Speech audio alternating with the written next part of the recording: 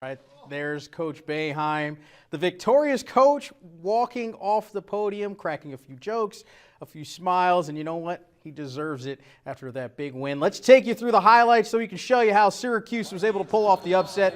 On Big Monday, the Orange down on Tobacco Road, taking on the #1 team in the nation, and the Duke Blue Devils. Early in the first half, the nation's #1 team getting top plays from its top player, Zion Williamson. The rebound on the foul. Next possession, Blue Devils in the half-court set. R.J. Barrett, the open three, and you can give them all three of those. Duke starts the game on a 12-0 run. Now, big moment in the first half. Frank Howard and Trey Jones diving for a loose ball. Jones would be injured on the play and would not return, and that would loom large. You heard Coach Boeheim talk about it. With Duke's top defender now out of the ball game, Tyus Battle taking advantage and doing his best to keep the Orange in the game in transition. Battle's going to take it to the rack for the deuce plus the foul, but he's just getting warmed up. More from Battle, doing things all by himself. No moment's too big for him. The contested jumper, he's just a bad man. Orange down just one. Closing moments of the first half, Orange down 4, and how about the shot of the year? From three-quarters court, Elijah Hughes splashes it home. 18 first half points for Elijah. Orange down just 1 at the break. Second half, Duke showing their toughness. Alex O'Connell, the three-point field goal. Duke showing shades of early in the first half, lead back up to 6. Tyus not letting the Blue Devils get too far away, off the miss. Hughes out to Battle for the monster finish. Orange back to just within 1. Just over 3 to play. Orange trailing by just 1. Tyus to the rack. The shot is off, but how about Pascal Chukwu, the big man, cleaning up the glass. SU now up 1. Just over 2 to go. SU still up 1. Zion Williamson, too big, too strong, and back and forth they go. Duke now with the lead. Late ball games calls for Tyus time. Down 1, Tyus. The step back jumper all in your grill. SU takes the lead with over a minute to play. As Duke makes 1 of 2 free throws, just 5 seconds to play. Tyus for the win, and it's no good. So we head to overtime, and in OT, Orange leading by 1. And after not scoring in the first half, Frank Howard showing out. The steal and the finish, Frank with 16 points. Orange feeling it. Syracuse shocks the nation. How about this performance?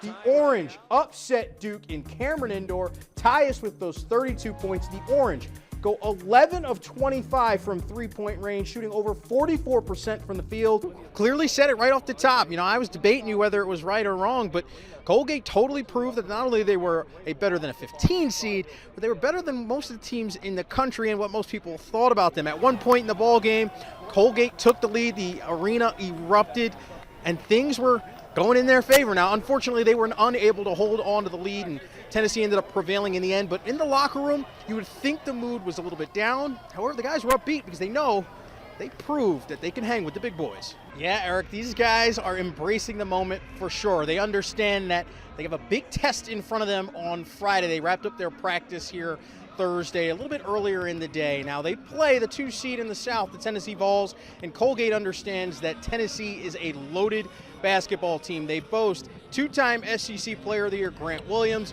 Jordan Bone, one of the top point guards in the country, and then obviously Admiral Schofield, a guard that could give them trouble.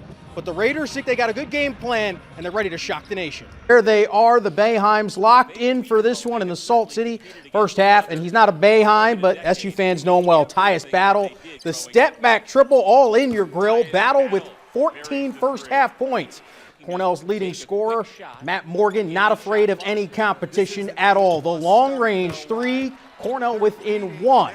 Lead, now we're back to the Boeheims. This time it's Jimmy from deep. Jimmy B connecting from 3, part of a 10-2 run by the Big Red. Timeout on the floor, Cornell up 19-13. But after timeout, it's time for an Orange run, and wouldn't you know it, Buddy playing a part of it. The open triple, give them all 3 of those. Later in the half, Orange asserting themselves, this time in the paint. It's O'Shea Brissett.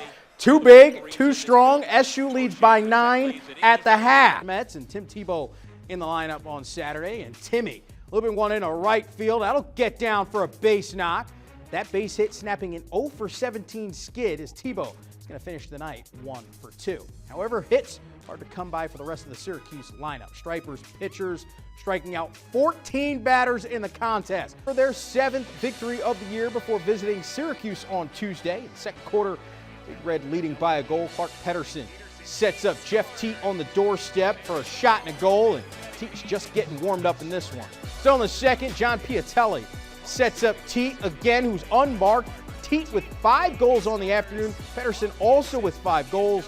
As Cornell takes down Harvard 19-11. Joining us now to talk more about the Orange's road to the Final Four. We broke you out of the sports office. You John did. Johnson. I'm here. And you know lots about this team because you follow them all the time. I love the women's team. I don't know much about their competition. So what does this matchup between SU and Fordham look like? Well, this is going to be a tough matchup for Syracuse. Fordham out of the A-10, won over 25 games this year. An excellent offense. They've got 2 guards who are averaging over 17 points per game this season. So they're a high-powered offense. They got a lot of scoring. And actually, the interesting thing is Coach Q knows their head coach quite well, Stephanie Gately. Actually, him and her are friends, and she actually used to recruit players when Coach Q was a high school coach. So they have an established relationship. The Orange are going to need to slow down that Fordham offense, but listen, the Orange are an excellent basketball team in their own right. They wouldn't be the 3rd seed in the Portland region if they weren't a good team. They're also going to have to control the tempo of the game. The Orange are at their best when they play fast. Coach Q loves his team to push the pace, push the tempo, and shoot the 3-ball, and they've done it so well this year. Tiana Mangakia, one of the better players in the country at shooting and running the offense. So the Syracuse, they got a tough matchup with Fordham, but I think they'll be okay. Period. Vegas leading 3-2. Chris Kreider gets the feed from Kevin Hayes, and he's going to do it himself. Far side, tying the game at 3. It's Kreider's 15th on the year, and we head to overtime. And in OT, wouldn't you know it, the Central New Yorker gets it done. Vegas with a 2-on-1, and tucks one past Henrik Lundqvist. It's his 12th of the year. Vegas defeats New York 4-3. Orange starting to feel it from deep this time. It's Elijah Hughes. It's a 3 for E. He scores 16. Orange lead by 5. Buffalo not going away, trailing by 1. Jeremy Harris stepping into the wide open 3. It's part of an 8-0 run by Buffalo. It's their first lead of the game at 52-50. Just under 7 to go. Bulls up 55-53. Massenberg putting the ball on the deck to the hoop for 2. Count the basket and the foul. Buffalo can smell the victory at the Dome. With over 2.5 to play. Bulls up 7. Massenberg again with the open triple. Bulls up by 10. Buffalo storms back to defeat Syracuse 71-59.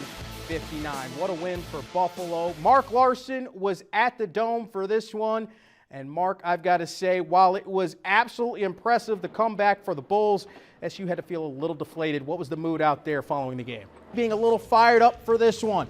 Ensuing Orange drive, and Dungy goes up top to Nykeem Johnson, who turns on the afterburners, 82 yards to the hizzy. We've got a shootout in the Loud House. It's 10-7 Orange. Syracuse looking to blow the doors off of State in the first, up by 2 scores. Dante Strickland showing that he can throw the ball a little himself. He connects with Sean Riley, 48 yards before he's finally brought down at the 20. That sets up 2 plays later. Dungy goes to Jamal Custis, the 20-yard strike. Syracuse clicking on all cylinders Saturday. Meanwhile, out in Hamilton, the Colgate Raiders defense hasn't allowed a touchdown since week 1. Yes, you heard that correctly. In fact, coming into Saturday, Gates defense is allowing only 3.8 points per game, and guess what? That number would only go down against Georgetown. The Raiders only allowed 36 total yards on 48 plays Saturday. Again, that's not made up. Here's Nick Wheeler with one of the team's 3 sacks on the afternoon. And then, with Gate already up 17-0, the Hoyas try to get something going before the half.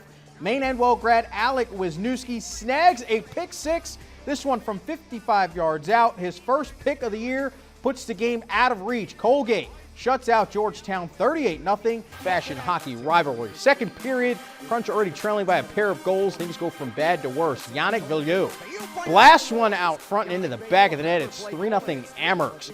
Crunch can't seem to stop the bleeding. It's 4-0 Amherst when Wayne Simpson collects the puck. He'll find the back of the net for his second of the game. It's 5-0 Rochester. Syracuse would get on the score sheet. Alex Barry-Boulet with his 33rd goal of the season. Kid's been a terrific first year for Syracuse. Here's hosting the Bees. Skinny Atlas striking first. Late first period on the power play. Great feed from the 8th grader Charlie Major to freshman Camlo, and it's 1-0 Lakers. Final minute of the frame. Beeville with the man advantage. And guess what? They don't waste the opportunity. Nick Glamos bangs home the rebound to tie the game at 1 after 1. In the second, Jack Henry with the puck, and check out the mitts on this kid. The dangles and then the snipe. Skinny Atlas never looks back as Lowe nets a hat trick in the 4-2 victory. With me, I'm John Johnson, and welcome to Sports Night. Last weekend, the Orange closed out their non-conference schedule with a victory over St. Bonaventure, but now the real basketball season begins for the Cuse. ACC play. Now everyone knows you must protect home court, but in order to boost your postseason resume, you've got to find ways to win on the road. For the Orange, they get their first chance to do so on the road in South Bend Saturday afternoon. Well, Eric, coming into Sunday was a different feeling than last season, where the Orange kind of knew they were already going to be in the NCAA tournament. About halfway through the selection show, they finally heard their name, where they're going to be heading out west to take on a Baylor team, a team they saw in 2013. The overall mood in the locker room following their selection, they're excited to keep the season rolling. Much anxiety this year as the last few years, so that's always a good thing. You know, we figured we'd be out west, and that's where it turned out. Me personally, I'm always nervous. I mean, especially after the last 2 years. I mean, but when you hear your name called, I mean, it's a sigh of relief. The top of the first, but Gregor Blanco puts the Mets on the board in the bottom of the frame, crushing a solo shot deep to right. It stays a 2-1 game thanks to the defense of the Mets. And Denny Echeverria is going to flash the leather at third with the diving stop. He gets up and guns the runner out at first. This one would need extras to decide a winner with the bases loaded. And how about this dude? Echeverria comes through with the game-winning hit. The Syracuse Mets complete the doubleheader sweep, taking Game 2 4-3 in 8 innings. Leading by a touch, and they're about to double it. Tamir Rouser is going to pull his best Devin Hester impression. He's up the sidelines and gone 70 yards to the barn. Maybe a top play nominee, I don't know, as Ludden increases their lead to 12. Closing moments of the second, ITC driving inside Ludden territory. Jaheim Rosa can't handle the snap. He's scrambling for his life. He's picked off by Xavier Derby. ITC can't get things going offensively as Ludden hangs on for the 12-0 shutout victory. The Bills look for their 5th win on the year. Second quarter, Detroit facing 3rd and goal. Matthew Stafford. Plenty of time in the pocket, and he's going to find Andy Jones with a 4-yard score. The 2-point conversion fails. It's 6-0 Detroit. Midway point of the second, Buffalo inside the 5. Allen is going to survey the defense, and he's going to take off running. Who needs a running back when you got this guy? Allen to the corner of the end zone. Give him 6. Buffalo's up 7-6. Move to the fourth quarter. Buffalo trailing by 6. That's 6 all over the place. Allen going to do things with his arms this time. All day to throw. He's going up top to Robert Foster. He drops it in the bucket. Allen throws for 204 yards on the afternoon as the Bills get their 5th win of the year, 14-13. Top of the third of a scoreless contest. The man aboard for Gregor Blanco, and he lifts one deep to center field. John Andrioli tracking this one down. He's at the wall. The leap, but he can't make the grab, and it's off the wall. Tim Tebow will score from first on the triple, and it's 1-0. Good guys. Next batter is Danny Espinoza, and Espinoza comes through with the base knock through the left side. Blanco will score easily from third as the Mets salvage one of this double dip with a 3-0 victory. 40 seconds left to play. Connor Williams, the big hoss, gets the offensive board and the putback. Victor takes the 2-point lead. Desperation time. 10 seconds left. Jacob works with the 3, and it's good with just 4 seconds on the clock. Victor can't get the win at the buzzer as Jacob works the win 60-59. Second half, it's the Black Knights going to work. And check out the spin move and finish by Travis Gray, a top play nominee maybe for next week. Henniger leads by 8. Cracking the top 25 this week, the Cougars are not going away. Good ball movement sets up DJ Haynes, who splashes down the 3. Henniger starts to pound the ball down low. Zakir Faircloth Williams with just a mismatch on the block. That's just too easy for the big man.